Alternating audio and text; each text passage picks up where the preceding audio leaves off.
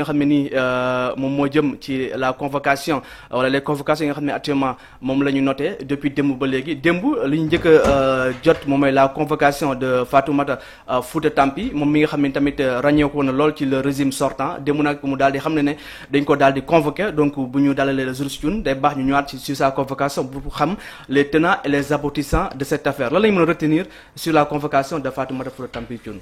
bon du bëri parce que moom sax xamu ko. waxuñ ko lu tax ñu wax ko donc information bi mooy. dañ ko woo. waaye xamoo luñ koy doyee parce que mbir bu ko concerné la donc moo ci wax lu weesu léegi nag déglu la par rapport à des faits. les faits yooyu noonu moom lu mu wax lu mu def wala lu ñu ko waxal. alors loolu tant que demul doo xam lan la. donc am nga ci seen information yi nga xam ne nii lu weesu sa convocation. même moom xamu ko. même moom xamul ni ko. moom mën na njort lii la mais wóoru ko. dafa fay dalal tamit un jour benn Ameth Ndoye laa fi dalaloon moom mi ne dafa jot que nit bi la convoqué ñu notifié la ne la kat yow lii ak lii la toppee mais day naan affaire vous concernant donc est-ce tamit du baax bu ñu la convoqué ñu ne kat Abdourahmane convoqué nañ la pour telle chose nga xam. bu la préparer sa défense. loolu mooy idéal loolu mooy lu gën. loolu bu amee moo gën mais am na foo xamante ne mënul am. parce que tey kuñ ci wax kaay wuy police ci benn dossier. looy def doo ko préparer.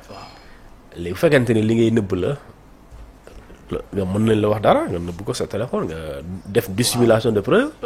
laata ngay ñëw mën a nekk li nga def mais mënuñu ñil enquêteurs yi dañ mën a prouver que ne yow effectivement def nga dara. léegi nag loolu li gën mooy convocation nga bind les motifs de la convocation. mooy dañ laa woo parce que yow ak Pathé da ngeen jotee. léegi nag loolu day gudd convocation amul gudd convocation heure la ak lieu ak li tax ak fu ñu lay woowee parce que bi la naree wax oui ñëwal wuyu si parce que Pathé nee na yaa sàcc ginaaram jour boobu da ngeen toogoon xam nga lan loolu day gudd.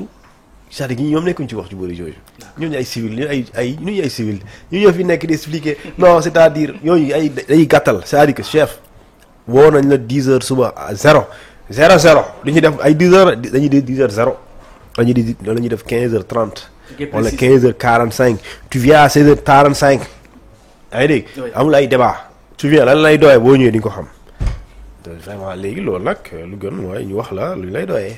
donc mooy lu gën ça se comprend pour bañ a dissimuler ay preuves xëy na moo tax duñ la wax. mais loolu tamit mën na ci bokk. par exemple tey police bu lay jàpp am na yenn saa yi bu lay jàpp. day def sommation. oui mais am na yenn saa yi bu lay jàpp. ça lijjantuwul ay sommation lijjantuwul heure. day ñëw rek. waaw yooyu nit nag la ñuy jàppee nit otage ci kaw.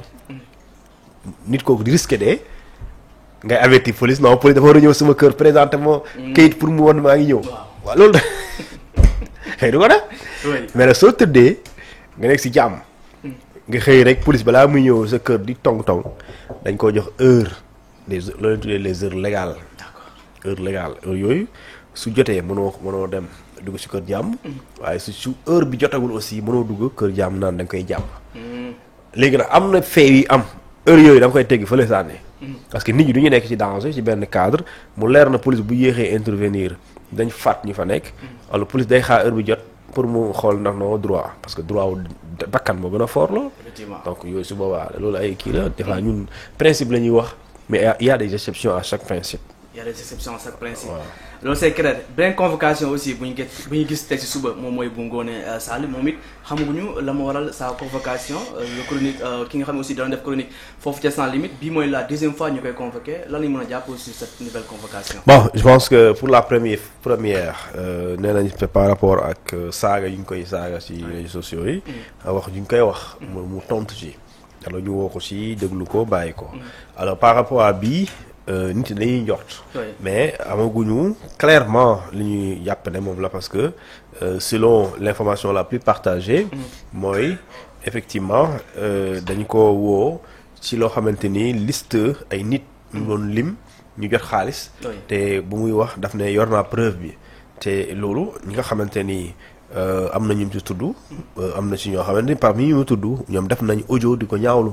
léegi nag. ndax loolu moo tax ñu woo ko bu dee loolu la alors la chose sera très simple. Il faudra apporter les preuves bu dee dañ la woowee pour diffuser de fausses nouvelles alors apporter les preuves de ça. c'est-à-dire si tu as vraiment les preuves que li ngay wax am na alors loolu dañ lay déglu après ñu bàyyi la maintenant suñ la wooyee pour diffamation et cetera bon loolu mën nañ la sonal ci loolu pour atte la voilà pas ñu jàpp la mais mën nañ la yóbbu pour atte donc loolu c'est clair donc nous sommes toujours avec le juriste Thioune donc ak Mamour ci plateau bi donc professeur Abdoulaye Mbow tamit dinañu fekk ci plateau bi donc toujours ci DKR 221 ñuy seetaan aussi mu ngeen a bind seen commentaire donc ngeen partager live bi mu gën a yaatu ñëpp jot si donc ngeen bind aussi seen question seen suggestion lépp mu ngeen ko bind dans les commentaires dinañ si ñëw léegi nu mu gën a yaatoo ak Thioune Pastef actuellement bëri na coow trop ginnaaw bi nga xam ne ni le président ak le premier ministre Bassirou Diomaye Diakhar Faye fan yi weesu ñoo ngi évoqué li nga xam ne ni moom mooy seen relation léegi nag ñu bëri lu ñu séntu actuellement moom mooy ñu coppandi lu bëri ci biir gouvernement bi maanaam remaniement gouvernement ministériel donc ñu bëri actuellement ñoo ngi koy xaar vu les urgences ak li nga xam ne aussi moom mooy la situation actuelle est-ce que yow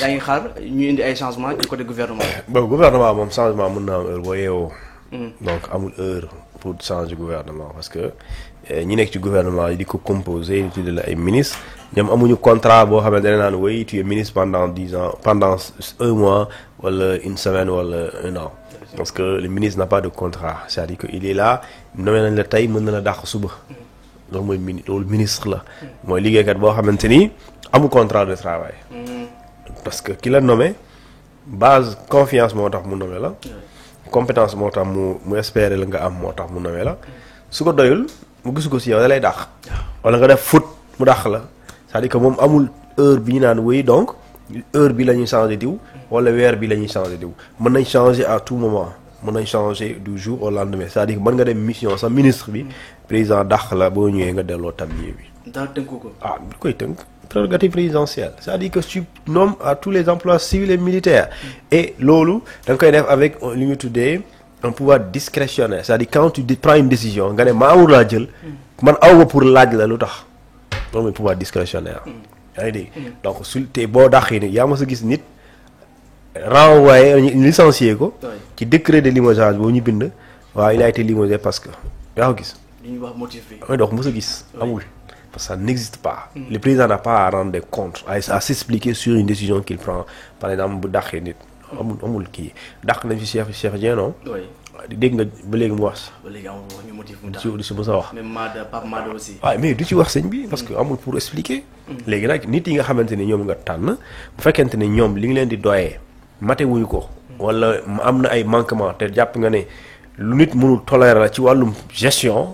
ci wàllum professionnalisme ci wàllum gérer gu nekk ci gouvernement kooku dañ koy dàq léegi nag su coow bare aussi xam nga la vérité nag mooy avant Sonko di wax rumeur amoon na fi ñu bëri jàppoon nañ ne man bokkoon naa par exemple jàpp ne remaniement bu ñu amee assemblée bu bees man jàppoon naa dañuy am remaniement man foogoon naa loolu en toute sincérité parce que sooy xool ci Sénégal li mu daan faral di demee suñu amee assemblée nationale bu bees suñu leen di waaj a installé wala suñu leen installé soit avant ou après l'installation de la législature en cours dañuy def lu ñu tuddee remaniement dafay ànd ak moom parce que en général dafay am ay ñoo xamante ni ils sont investis ci liste député yi d'accord après ñu fekk ñu nekk ministre léegi dañuy démissionner wala ñu conserver seen poste député après day am chamboulement dans le gouvernement et dans la disposition passée ci même liste député yi amoon na des députés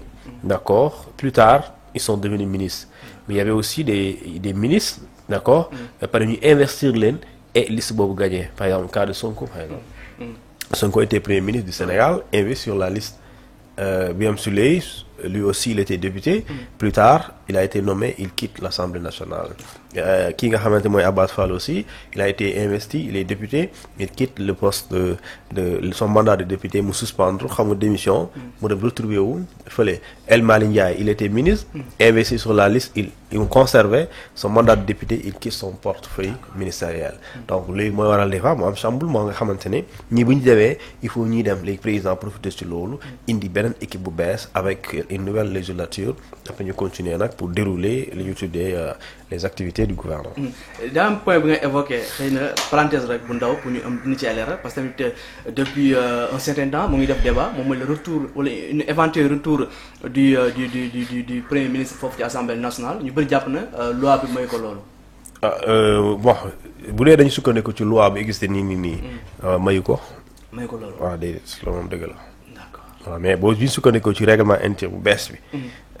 bu dee dañ koy bu ñu ko mettre en vigueur mënu nekk. mais bu dee bii nekkul en vigueur mënu nekk. loolu moom ko la wax loi bi existe actuellement ci assemblée nationale. bu dee maanaam li xew Sénégal si yoonu Sénégal nii texte yi am Sénégal. xam nga règlement intérieur bi il n'est pas officiel. c'est juste une proposition. Ça a été adopté à l'Assemblée nationale, n'empêche de loi. Parce que loi, pour mu nekk loi, il faut conseil constitutionnel addu ci président def promulgation bi dès l'instant ñu promulgué ko publier ko alors loolu la ñuy tuddee loi de la République. dañ koy jëfee. léegi nag loolu amagul. léegi nag bu dee loolu amagul.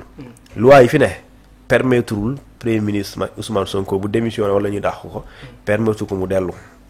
assemblée mënul nekk. parce que règlement intérieur bu bees bi bindul suspension démission la bind. constitution amul fenn fu mu bind suspension démission la bind. mais bu dee ci règlement intérieur bu bees bu ñu propose soo demee ci article 124. am na possibilité nu muy delloo wax nañ la nu muy delloowee ak ban délai ak kan moo koy remplacer ak nu muy demee. 124 daf la ne ñu ne la. le député bu ñu la alinéa 2 bon loolu c'est pas important. alinéa 2 il est provisoirement pourvu à son siège mooy député bi la ñuy wax. à son siège vacant. ça veut dire que donc boo demee xam nga lay vide. loolu mooy siège vacant. à son siège vacant par le suppléant de droit mooy ci liste suppléants yi. ki ko war a wuutu mooy moom bu demee. kooku moo koy ñëw remplacer. léegi ñu ne la le suppléant la suppléance plutôt cesse au moins 1 mois après.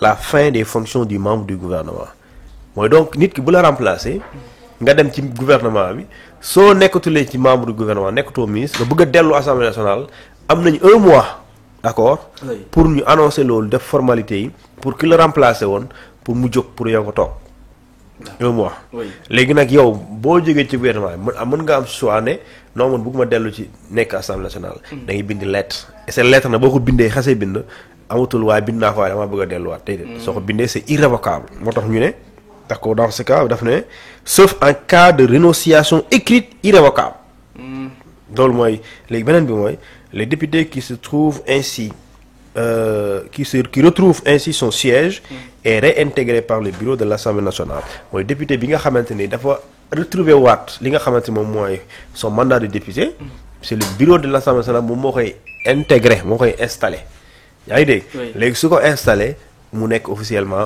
un député à l'Assemblée nationale léegi dans ce cas bu dee dañoo mettre en vigueur le règlement intérieur bu bees bi 2025 bii nga xamante ni député Ayib Daffé Aïssata Tall Sall ak Tafsir Thioye ñoom ñoo ko bind dans ce cas Ousmane Sonko mën na dem Assemblée nationale comme aussi Abbas Fall bu dee dafa defoon suspension parce que loolu c'est différent. suspension bokkul ak démission. soo defee démission su dee lettre démission nga def. c'est définitif. parce que démission moom tu perds le mandat. mais quand tu fais une suspension da nga ko aj. donc Ousmane Sonko publiquement daa wax j'ai démissionné. je suis venu pour deux choses pour démissionner ak jottali président waxu maanaam félicitation président su ma jumee loolu la waxoon ci RTS. mais c'est pas ça qu'on a lu à l'Assemblée nationale. lu mu wax bokkul ak lu ñuy waaw léegi nag lu mu wax on considère pas ça nous sommes dans une administration c'est ce qui est écrit la ñuy considérer.